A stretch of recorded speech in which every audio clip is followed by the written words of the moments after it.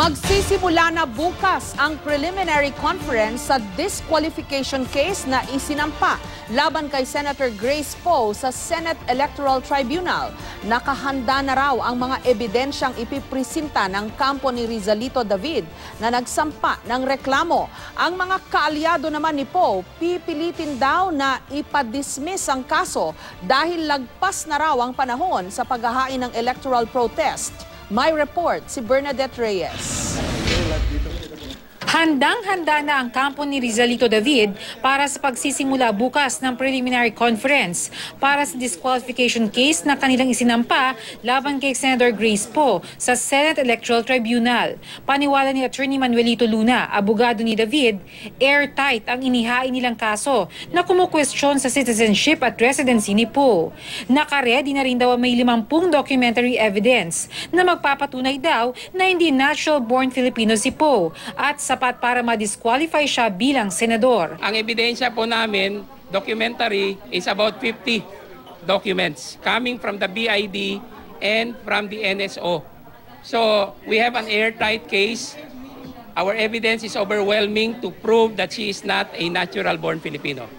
Ang kopya ng birth certificate ni Poe na isinumite sa Senate Electoral Tribunal. Pinag-aralan din ng kampo ni David. Nakasaad dito na September 3, 1968 siya ipinanganak, pero bakit daw inabot ng mahigit 3 dekada bago ito narehistro sa Civil Registry? Bakit 2006 lang ni-record ang kanyang birth? Is that irregular po? Kasi 2016 po, pinail niya yung petition for reacquisition.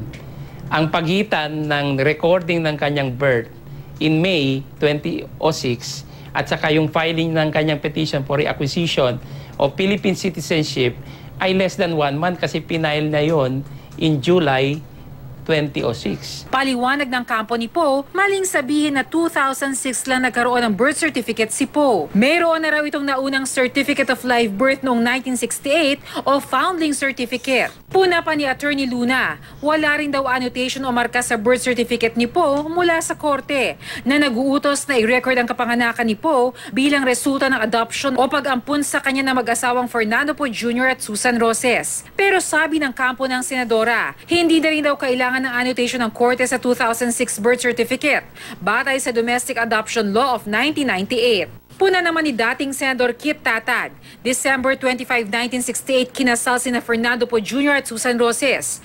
Pero bakit daw nakasaad na sa birth certificate nakasal na sila? Gayong naipanganak na si Grace bago pa sila ikasal. Pinanganak si Grace ng September 3, 1968. Yung nag-adapt sa kanya, ikinasal nung 3 months later lamang. Pero ayon sa kampo ni Poe, sa birth certificate na inisyu noong 2006 lamang ito nakalagay at hindi sa naunang birth certificate. Ayon pa kay Tatad, hindi rin daw malinaw sa mga dokumentong isinumite ng kampo ni Poe na natural-born Filipino citizen nga si Poe dahil isa siyang foundling. Pag ikaw ay foundling, ibig sabihin hindi mo alam or hindi alam ng Estado kung sino ang iyong mga magulang. At kung yon ang sitwasyon, hindi rin natin masabi na siya ay Filipino. Saan nanggaling yung kanyang Philippine citizenship?